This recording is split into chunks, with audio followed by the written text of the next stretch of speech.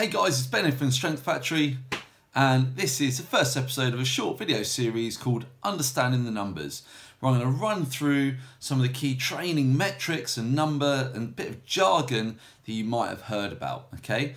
Now this week we're going to start with heart rate, which is probably the most accessible type of monitoring that you can use for controlling and monitoring your training.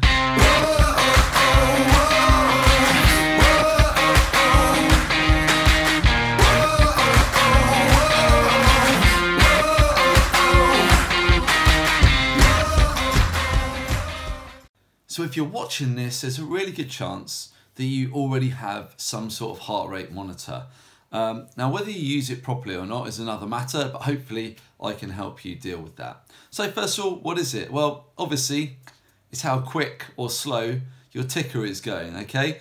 And obviously, at one end of the spectrum, we've got really intense exercise, which gets it going really fast. And at the other end of the spectrum, it should be going really pretty slow and steady. Like I am now, I'm sitting down, it should be near resting. And in between those extremes, you've obviously got your range of accessible heart rates, and training and working at those different heart rates are going to elicit different changes in your body. So first of all then, how are we actually going to record your heart rate? You're going to likely use one or two things, either some sort of smartwatch like this that will take the heart rate from your wrist, or you're going to use a heart rate strap around your chest, okay, that's then going to work in conjunction with a watch or a bike computer or something like that. Now, the watches are great because you're always wearing it, well, except I'm not, okay? And they keep track of your resting heart rate, your calories throughout the day, and they can do other things like steps and GPS and all of that as well. However, when it comes to actually training hard, moving around and getting sweating, they're not that great and they can be quite inaccurate and you get a lot of random readings. When it comes to actually training hard on the bike, in the gym or out on the trails or in the mountains, whatever you do, a strap is the gold standard. The watches are improving, but for now I haven't experienced one that is as effective and reliable as a strap. In terms of the numbers that we can get then for heart rate training, there are three main ones that are important to be aware of, to monitor, and that affect how you actually go about training. The first one is your resting heart rate, and that's literally the slowest that your heart goes, which is whilst you're lying in bed in the morning. So to check your resting heart rate, your alarm clock goes off, you reach to the side of the bed and you put your strap on, or maybe you're already wearing your watch and it's going to gather the data for you automatically. And what you get there is, your resting heart rate. And as a general rule, the lower your resting heart rate is, the fitter and healthier you are aerobically. And obviously that is a good thing. For untrained individuals who then begin structured training, they will often see a reduction in their resting heart rate over the weeks and months, and that's a really good indicator that you're getting fitter. For people who are already well trained and got a high level of fitness, the resting heart rate is going to be pretty stable. The only time you're really going to see it move is under times of stress, overtraining, poor sleep, or if you're getting ill and things like that, your resting heart rate can give you an early warning sign that things aren't quite right. At the other end of the scale, we've got your max heart rate. And the first thing I'll say about that is 220 minus your age is a load of fucking nonsense. Pretend you never even heard it, okay? Just ignore it.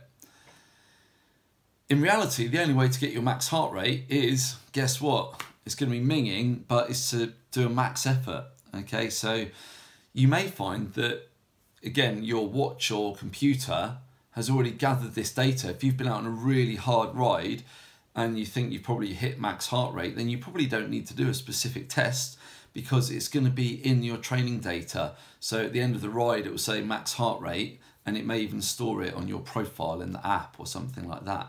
But if not, then some sort of max heart rate test is going to give you that maximum heart rate.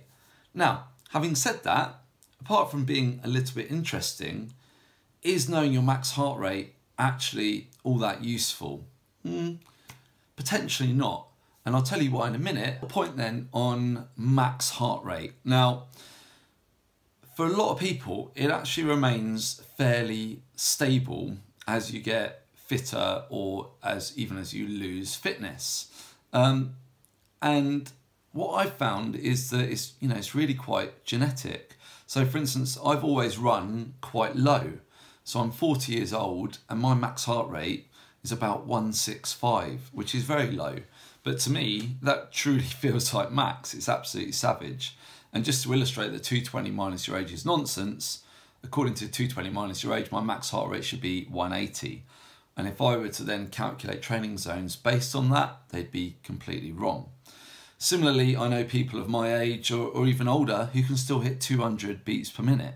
Okay, so your max heart rate, if you're comparing it to your mates in the gym or on a ride or something, is pretty irrelevant to your level of fitness. It's just how you are.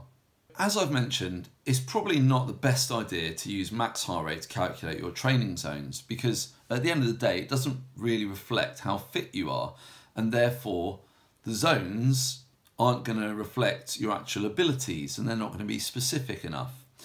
Instead, you're lots better off using a metric called functional threshold heart rate, okay, which is a bit of a mouthful, but basically your functional threshold, we'll call it, is the maximum heart rate that you could sustain for like a 45 to 60 minute all-out time trial, okay, which is a long time and that's hard going. And to actually do that would be incredibly demanding physically and mentally. But in theory, if you were strong enough here, you should be able to maintain that heart rate for 45 to 60 minutes. Now, this is also, it kind of equates to your, what you could call your lactate threshold. And whilst there are lots of different jargony terms for it, I think that's the simplest one. And that's the point where the burn in your body effectively starts to go beyond a point where it's sustainable. So if you go over your functional threshold heart rate, then the intensity quickly ramps up and it becomes too hard, there's too much burn, and you have to back off. If you're just below the functional threshold heart rate, then actually we're below your lactate threshold, and that's going to enable you to continue for a more prolonged period of time, in this case up to about an hour. So what we've got then is a heart rate that's specific to you and your level of fitness. So one person's functional threshold may be like 135 and another person's might be 155, but they may have the same max heart rate. And so if you imagine calculating zones based off of both of those, they're going to be off of max heart rate, they'd have the same zones. And for one rider, they'd be really effective, and for the other rider, they'd be completely wrong. So, functional threshold is that point where you can sustain your effort for that a fairly prolonged period of time, 45 to 60 minutes. And we're going to use that then from the next part of this video to calculate your training zones. Hopefully, I've made things fairly clear for you so far, because zones can be a total clusterfuck, okay? Because there are so many different types of zones and numbers of zones and things like that. So at one end of the spectrum, you've got the very simple system that I use from British Cycling, which is 5 zones. And then you've got crazy ones with 7 or 8 zones, where you've got 4A, 4B and 4C and all these subzones and slightly different percentages of calculating them, and everyone thinks that they're right and everyone else is wrong. The bottom line is that they're just different, and you've got to find an approach that works for you, that you understand and that you are able to then apply. So even if the 8 zone system is the #1 best system in the world for pro rider on the Tour de France, doesn't mean that it's the best system for Dave the carpenter who rides twice a week and who's got a beer belly, okay? I would always err on the side of simplicity, and then that lets you apply it effectively so you can be consistent with your training. And that is why I use the British cycling approach, where there are 5 training zones.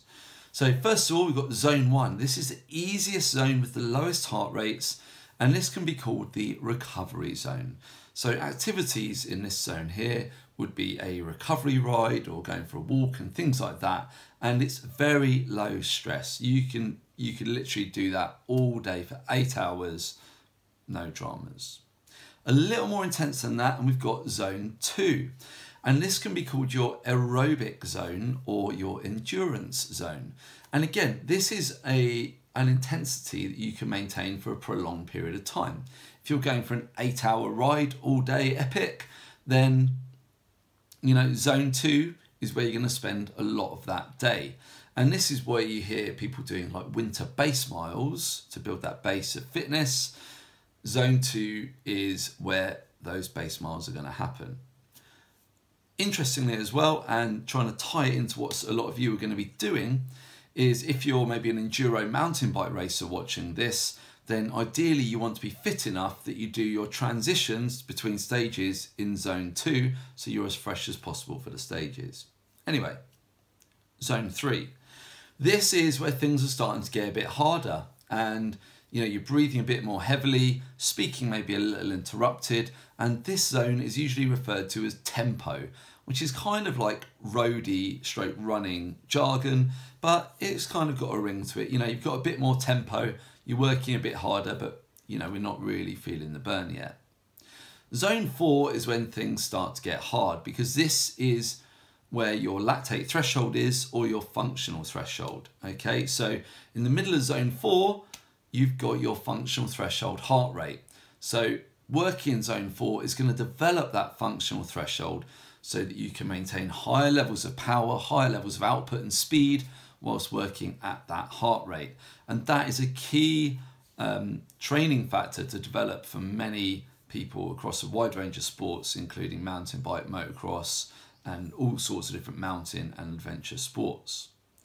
Above that, then, we've got the really intense stuff. These are the short intervals of maybe 30 seconds up to 5 minutes, where we're really developing what's called your VO2 max, i.e. the power and the speed that you can put out when you're working at maximum levels of oxygen consumption.